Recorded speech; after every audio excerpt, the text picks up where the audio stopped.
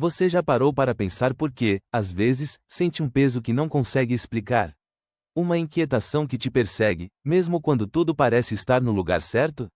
Uma raiva que explode do nada, por motivos pequenos? Você se vê correndo, buscando a próxima meta, o próximo projeto, a próxima conquista, como se a felicidade estivesse sempre um passo à frente, logo ali, depois de mais um esforço. Eu sou o William, tenho 77 anos. E sim, eu conheço bem essa sensação. Passei décadas da minha vida correndo exatamente assim.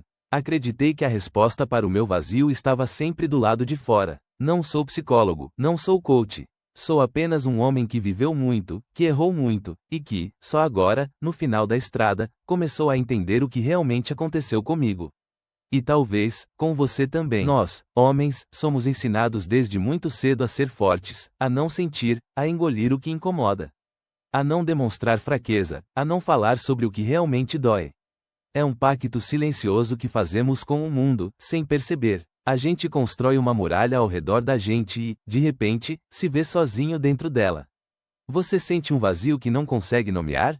Uma vergonha de não estar onde deveria estar, apesar de todo o esforço? Essa dor sem nome, essa raiva contida que explode por bobagem, esse cansaço de uma corrida sem fim, tudo isso tem uma origem.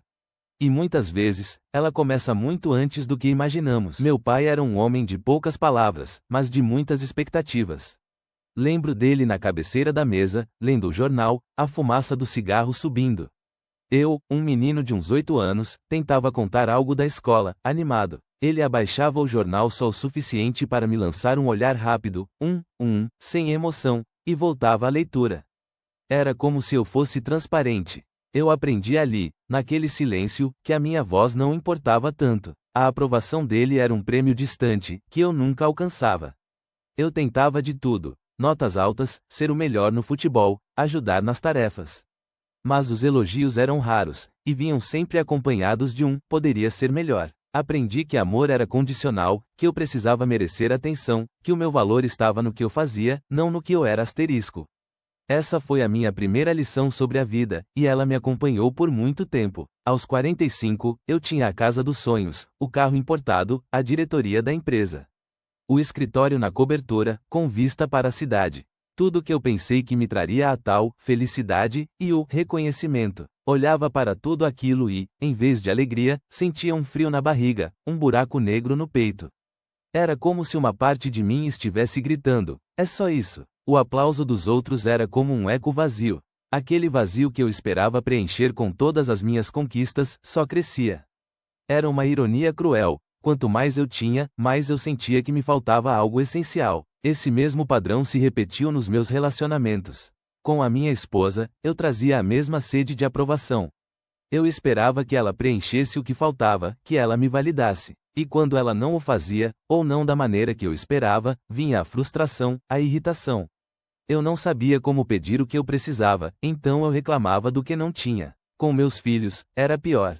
Eu queria dar a eles o que não tive, mas só conseguia repetir o que recebi. Ausência emocional, crítica velada, a sensação de que nada era o suficiente. A raiva contida explodia por bobagens, por um copo quebrado, por um dever de casa mal feito.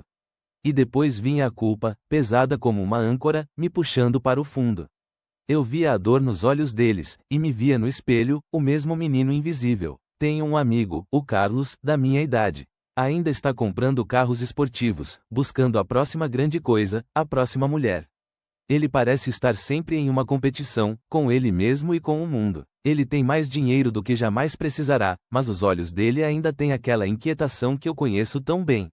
Aquele medo de parar, de ficar sozinho com os próprios pensamentos. E tem o José, outro amigo. Ele vendeu a casa grande, mudou para o interior, e hoje passa as tardes no jardim, conversando com os netos, com a esposa.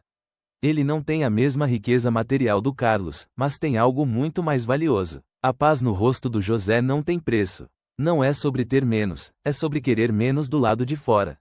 É sobre encontrar a tranquilidade no que já se tem e principalmente, no que se é asterisco. Suficiência, eu aprendi, não é ter tudo. Não é acumular, é ser o suficiente para si mesmo. É poder sentar em silêncio e não sentir a necessidade de preencher o espaço com barulho, com tarefas, com fugas. É a liberdade de não precisar da validação de ninguém para saber quem você é a presença que você dá a si mesmo, antes de dar aos outros. É o reconhecimento de que você, do jeito que é, já basta. A gente corre para fora porque tem medo do que vai encontrar aqui dentro. Medo do vazio que foi deixado, da dor sem nome que se instalou lá na infância, da vergonha de não ser quem a gente deveria ser. Mas essa corrida é uma ilusão. É uma fuga que só adia o encontro com você mesmo.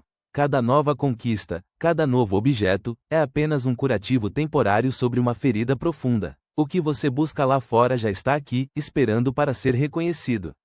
É a sua própria essência, a sua própria capacidade de se nutrir, de se acolher, de se dar o que faltou. Você não precisa mais carregar esse peso sozinho. Essa dor, essa culpa, essa vergonha, elas podem começar a se dissipar, mas para isso, você precisa parar de correr. Permita-se sentir. Permita-se parar de buscar lá fora o que só pode ser encontrado aqui dentro. Comece pequeno. Um momento de silêncio, uma respiração mais profunda. Olhe para dentro, com gentileza.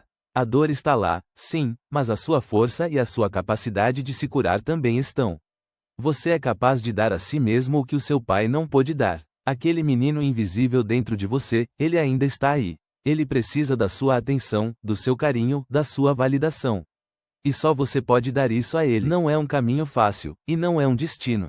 É um processo, um dia de cada vez.